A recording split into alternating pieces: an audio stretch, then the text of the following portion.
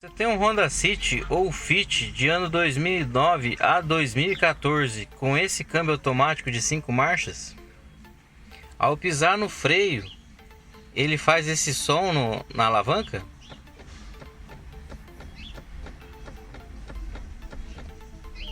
Esse barulho é normal? Hoje estarei falando sobre ele e também dando dicas sobre manutenção. Dica Channel na área, trazendo mais informações sobre o câmbio automático de 5 marchas da Honda. Ao pisar no freio, a alavanca faz esse barulho, é normal, pessoal? Sim, totalmente normal. Ao pisar no freio, a alavanca do câmbio estará liberada para qualquer tipo de ação. No caso desse barulho não ocorrer, provavelmente a sua alavanca estará totalmente travada. Mas, com certeza você poderá dar partida, mas sair do local de jeito maneiro. Mas existe uma maneira para isso funcionar. O que acontece? É um sistema elétrico que tem um fusível que ele pode estar vindo a queimar. Ele também pode ser testado porque ele tem conjugações com a buzina e também com a lanterna. Pessoal, quando vocês identificarem esse problema, provavelmente a buzina e a lanterna também não irão funcionar. É um sistema totalmente conjugado. E também a queima desse fusível acaba sendo corriqueiramente normal, devido a ser um componente elétrico. Esse problema seja identificado, pessoal, e você precise sair com o carro, não se desespere, ainda há uma solução. Tirando a chave da ignição, retirando essa moldura, esse acabamento da alavanca do câmbio com a própria chave, mas eu aconselho que usem algum outro objeto mais fino, porque a chave é muito grossa e acaba danificando esse acabamento. Recentemente no grupo até teve um camarada lá que ele mandou o link de um componente desse e não sei ao ver de vocês, mas eu acabei achando inviável. Um componentezinho desse aqui custa R$150. Infelizmente no momento eu não tenho nenhum objeto mais fino para poder retirar, e como vocês podem ver, o meu já está até um pouco marcadinho, então eu não vou forçar ele não. Mas o procedimento é bem simples. Após ter tirado a chave da ignição, retirado esse acabamento, que é só introduzir o objeto e puxar ele para fora, ele tem umas garrinhas, com cuidado pode estar tirando ele. Vai introduzir a chave até o final, lá no fundo vai ter uma molinha. Pressionando essa molinha com a chave, vai ficar fácil para você deslocar a alavanca até o N. Por que no N? Vocês podem estar testando no veículo de vocês. O N também é possível dar partida. Ou seja, deu partida, de N para D não tem esse travamento. Você vai poder estar indo até um autoelétrico para ele estar identificando esse fusível e fazendo a troca. É um procedimento até simples. Se você tiver condições de estar encontrando esse fusível aqui na caixa de fusível, logo atrás desse acabamento aqui, você pode estar fazendo a substituição desse componente, ou só chegar no autoelétrico e ele vai trocar. Só para deixar bem claro, esse travamento ele só ocorre na posição P, que é de parking, parada. Em outras posições ele não vai ocorrer esse travamento, então fica fácil estar se locomovendo.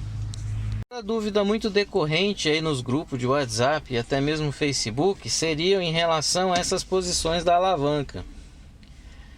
O P, como disse anteriormente, é o parking, parada. O R seria em relação a ré. O N, o neutro. O D seria a direção. O D3 também é direção, mas ele é usado de que maneira, pessoal? Por exemplo, se você está descendo numa serra e na qual precisa estar segurando muito no freio, esse D3 ele limita a marcha até a terceira. Ou seja, o freio motor ele vai estar ativo, você não vai precisar ficar usando muito o freio. O 2 e o 1 é a decorrência dessa primeira posição, ou seja, a terceira marcha ainda está embalando bastante, está deixando o veículo numa velocidade acima do desejado, coloca em segunda e assim consequentemente em primeira. Tem muita gente que usa também em subidas. Para quê? Para o carro não trocar para a quarta ou quinta marcha e ficar mais fraco. Então, se de repente a velocidade compatível com a terceira fica mais viável para o condutor, ele coloca em terceira, em D3, e o veículo não vai estar trocando de marcha após chegar nessa função. Ponto polêmico também em relação a câmbio automático, que seria em relação a paradas. Qual seria o procedimento de estar posicionando a alavanca do câmbio? O que acontece, pessoal? Por exemplo, você está em modo de direção em D, aí você encontrou uma vaga de estacionamento, parou o carro. O que eu aconselho estar fazendo? Muita gente acha isso meio controverso, mas eu acredito que seja uma maneira de estar deixando com que seu câmbio automático tenha uma vida útil um pouco maior. Parou o carro, coloca em N, tira o pé do freio, puxa o freio de mão, aí sim coloca em P sem parar no R. Para que isso, pessoal? Para que você não deixe nenhum tipo de sobrepeso sobre o câmbio. A posição P, ela já tem essa função.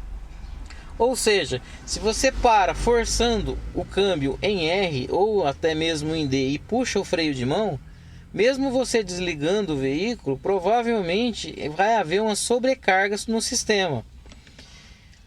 Muitos dizem que o câmbio ele foi preparado para essa função, para essa situação. Mas a gente sabe, pessoal, que nada dura para sempre. Então, eu particularmente aconselho que façam esse procedimento, que vai aliviar o peso do câmbio e o componente vai durar muito mais tempo. Sendo que esse câmbio já é um dos considerados melhores aqui no Brasil. Então não tem por que forçar alguma coisa indevidamente. Essa é minha humilde opinião aí. Um outro ponto que causa bastante dúvida em relação a esse câmbio seria a troca de óleo.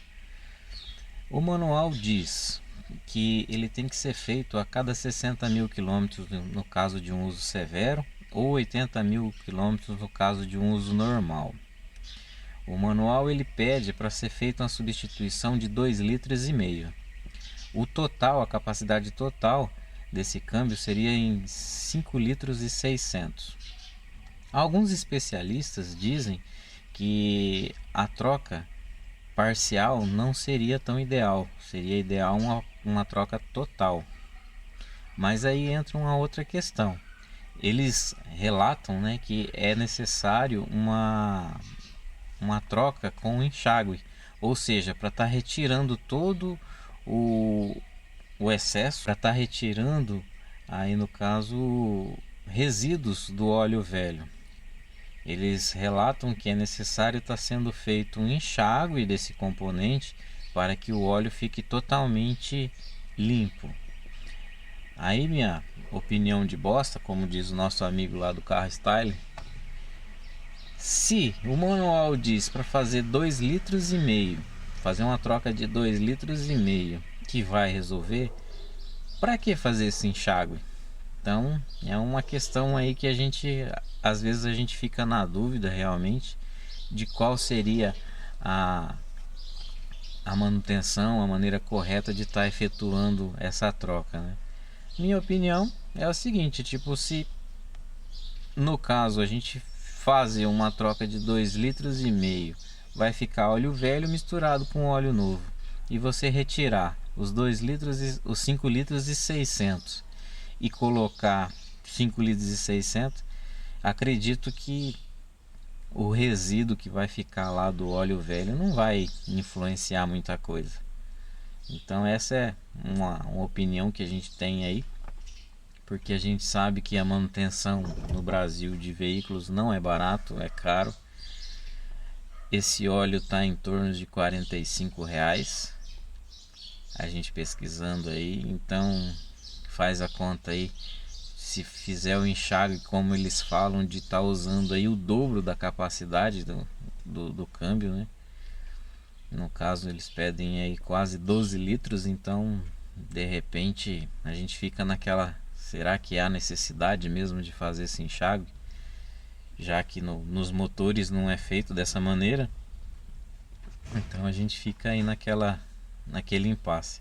Então deixa aí sua opinião aí nos comentários. Se inscreva no canal para dar uma fortalecida para nós, que nós estamos começando. E valeu aí pela audiência. Obrigado.